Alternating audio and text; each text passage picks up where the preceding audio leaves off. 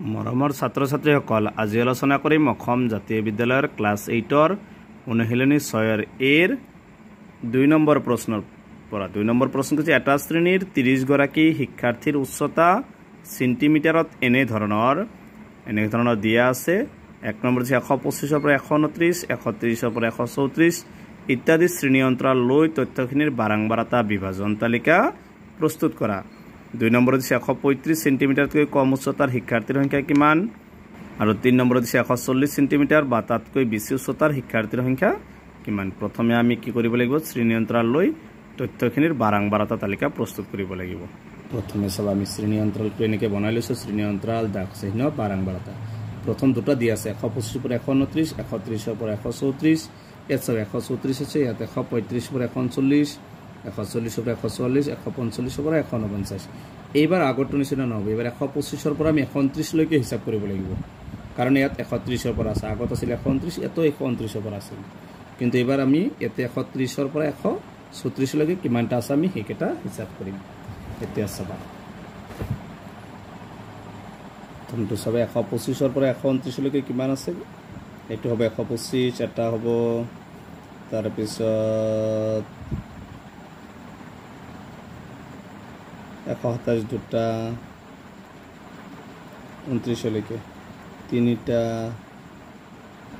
গতিকে টোটেল কিমান হ'ল 129 ৰ 125 ৰ পৰা 129 লৈ তিনিটা। 125 ৰ পৰা 129 কিমানটা আছে, তিনিটা, দাগ চিহ্নত দিবা এনেকৈ তিনিটা। এইবাৰ 130 ৰ পৰা 134, মানে 130 হ'ব, 130 পৰা আৰম্ভ কৰি 134 ৰ ভিতৰত ইমানটা আছে, আমি এইকেইটা ওলাম চাবা।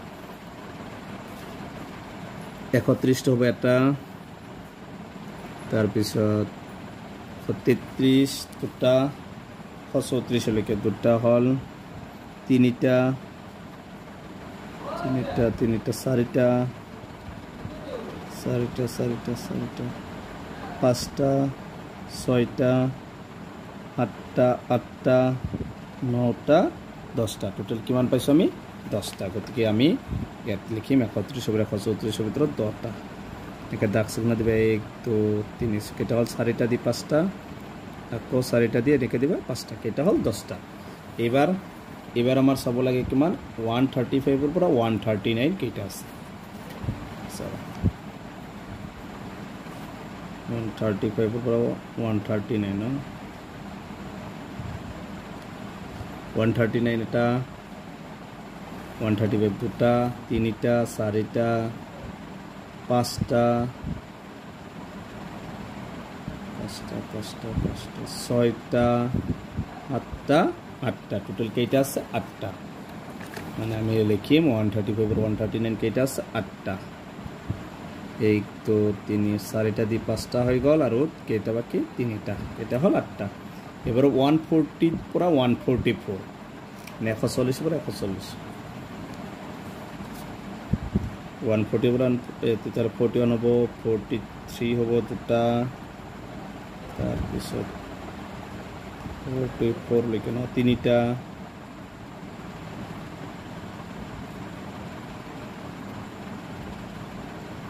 চাৰিটা,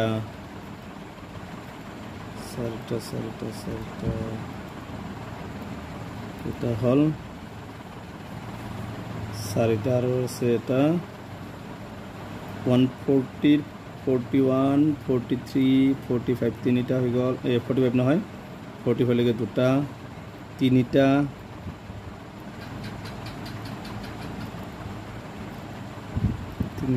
চাৰিটা,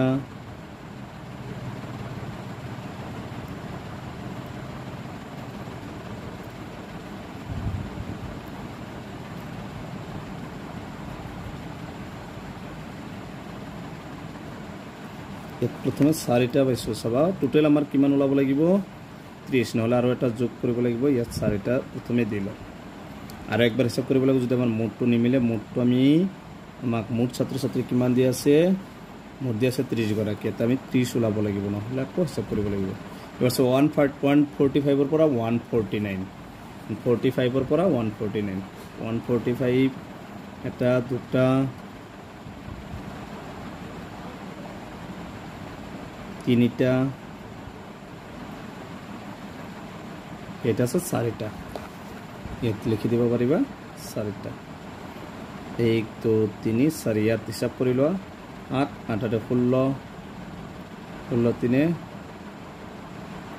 19 19 20 29 এটা কম হৈছে এইটো এটা বাঢ়িব এইটো তোমালোকে ভালকৈ হিসাব কৰি ল'বা 140 144 কেইটা হ'ব 5টা মানে এনেকৈ এটা দি দিবা টোটেল কিমান হ'ল 5টা হ'ব তেতিয়াহ'লে 30 হ'ব গতিকে এইটো হৈছে আমাৰ 2 ৰ 1 নম্বৰটোৰ এইটো 2 ৰ 1 নম্বৰটোৰ এনসাৰ 2 ৰ 1 নম্বৰটোৰ এইটো হৈছে 2 ৰ 1 নম্বৰটোৰ এনসাৰ আমি প্ৰথমে বাৰংবাৰ এটা তালিকা প্ৰস্তুত কৰিছোঁ এবাৰ আমাক এটা প্ৰশ্ন দিছে কি কৈছে যে 135 সেন্টিমিটাৰতকৈ কম উচ্চতাৰ শিক্ষাৰ্থীৰ সংখ্যা কিমান 135 তকৈ কম চাবা 135 তকৈ কম হলে এই দুটা যোগ কৰিব লাগিব 10 আৰু 3 কিমান হ'ব 13 মানে 135 সেন্টিমিটাৰ কম উচ্চতাৰ শিক্ষাৰ্থীৰ সংখ্যা হৈছে 13 140 সেন্টিমিটাৰ বা তাতকৈ বেছি উচ্চতাৰ 140 সেন্টিমিটাৰ হ'ব বা তাতকৈ বেছি হ'ব এবাৰ চাবা 140 সেন্টিমিটাৰ হলে এইটোৰ পৰা হ'ব 5 5 আৰু তাতকৈ বেছি হলে 4 জন 5 4 9 জন